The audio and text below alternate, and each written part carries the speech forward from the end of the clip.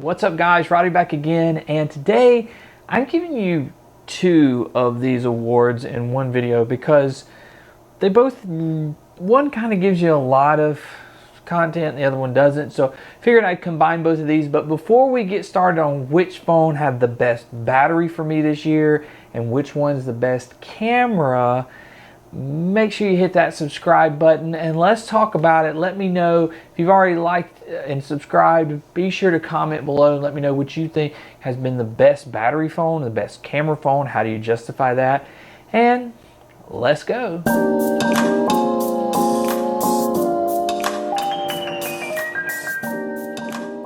So this year has been really awesome when it comes to camera upgrades. We've had a lot of phones give us really good cameras. We've had a lot of phones give us great battery life. And realistically, we've had a lot of phones that have kind of set the standard for battery. We've had the iPhone 13 Pro Max, I think will live on in history as being the greatest battery phone that we ever seen. And since then we haven't seen a ton of that, but this year I saw two phones that gave me superior battery life.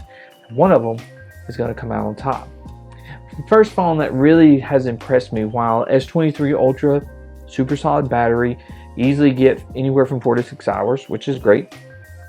iPhone 15 Pro Max, same thing, anywhere from 4, 5, 6 hours, and consistently around that 5 or 6 mark.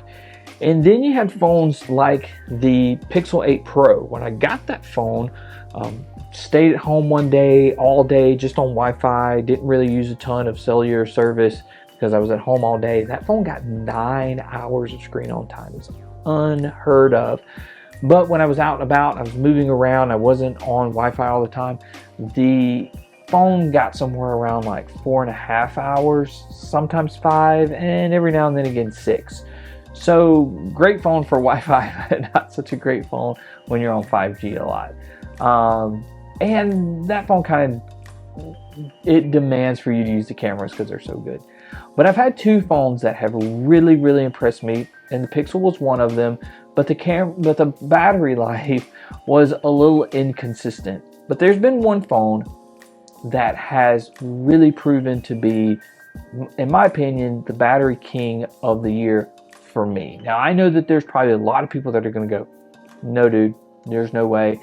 But for me, as a power user, as someone that's daily rocking an iPhone and some kind of Android, I can just tell you that typically whenever I've had any Android in my pocket, and no matter which iPhone it was, I had a 13 Pro and then I went to the 15 Pro Max. But even with the 15 Pro Max and with something like an S23 Ultra, both of those phones at the end of the day, if I don't put them on charge, typically wind up somewhere around the 30 and 40% mark. Now, when you're using two phones and you're back and forth between both of them and both of them are that low, you're using your phone a lot and you're demanding a lot of a phone. And I know I'm a power user. So there's been one phone that I've been able to carry around, and consistently this phone has gotten me easily 5+ hours every single day. And typically, no joke, on the regular, I'm getting 6 or 7 hours screen on time out of this phone.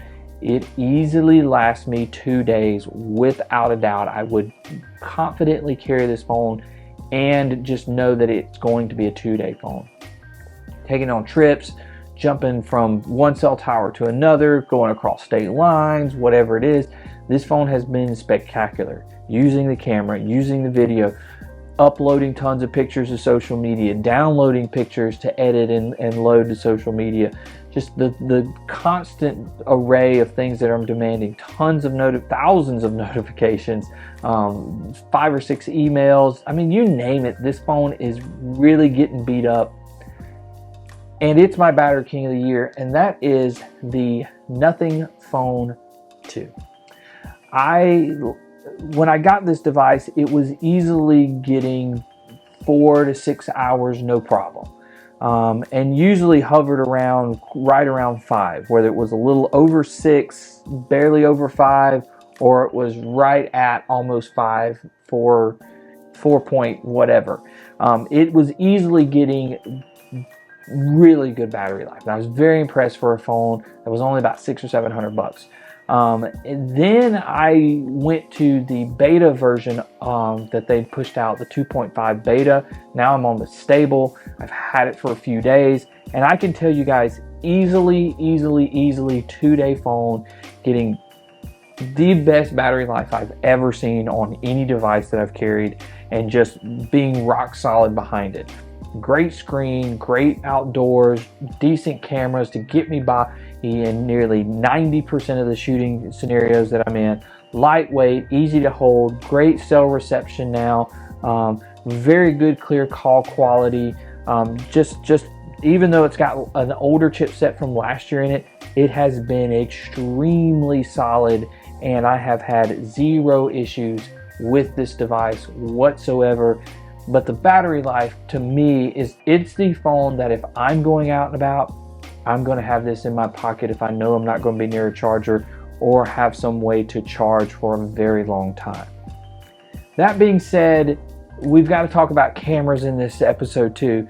And there is one camera and one camera only that I'm going to have in my pocket, knowing that it's going to take the very best pictures nearly every single time when it comes to point and shoot. It's going to do a decent job at portrait, sometimes a great job at portrait. It can do just nearly about anything you demand when it comes to pictures. It's got a full camera array. It can shoot in pro mode. And it is by far the biggest leap forward and the only phone I feel that is really giving Apple a run for their money when it comes to video, because I feel like now, instead of the iPhone just running away with video, they kind of go back and forth. And I feel like if this phone had a log profile like Apple gives you now, it would probably be pretty close to being the best video camera out there as well. And that's going to go to the Pixel 8 Pro. I have been so impressed, never as impressive I've been with any other phone and its ability with a camera, and how much of an upgrade it was over the year before. Pixel's been known for great pictures before, but these images that you can push this phone to are insane. Opening up Pro mode and using it, I was getting pictures that really looked like they were from a pro level camera. I've done it, and I'm not that great of a photographer. I've seen photographers getting insane pictures out of this. Back that up with people that are also really pushing the limits of video, and seeing this side by side a lot of times with the iPhone, just camera for camera, seeing AI features come to it. And yeah, I know they take forever to load, but whatever. It's a phone that can do it, no other phone can. And I just feel like if Google gave us the ability to shoot log like the iPhone did, and you could really get to a pro level video out of this phone, it's going to be hard. Apple's really going to have to step up to keep Pixel off of their heels. So I've just been so impressed with how great of a point and shoot camera this is, both with pictures and videos, and just how far Pixel has come to be such a dominant force with a camera. If you're looking for the best camera phone, the one that's easy to just open, pick it up, shoot, whether you're doing pictures or video, Pixel 8 Pro is definitely my go-to. Now, runner-up, of course, would be the iPhone 15 Pro Max. It's so hard to beat the video on this because it is so clean. I will give it that. But again, I get some inconsistencies out of it that I don't see as much out of the Pixel. While the Pixel is not quite as clean, the iPhone is more inconsistent. And that's what I mean by the back and forth. Picture quality, they're very similar, but I feel like the Pixel is just easier to point and shoot with. It's easier to make a great photo out of it, versus the iPhone gives you a good, decent photo, and it's a little bit harder to get a great photo out of it. And then they kind of trade places with video, where the iPhone probably can give you the ability to shoot a great video, but Pixel, you can kind of work it. And I feel like the future of Pixel, and I know you don't buy phones off the future, but I feel like as much an advancement as we got this year, it's something worth holding on to and looking forward to. So That's going to do it for me, guys. Best battery life goes to the Nothing Phone 2. Best camera goes to the Pixel 8 Pro. And we'll see you next time when we talk about foldables.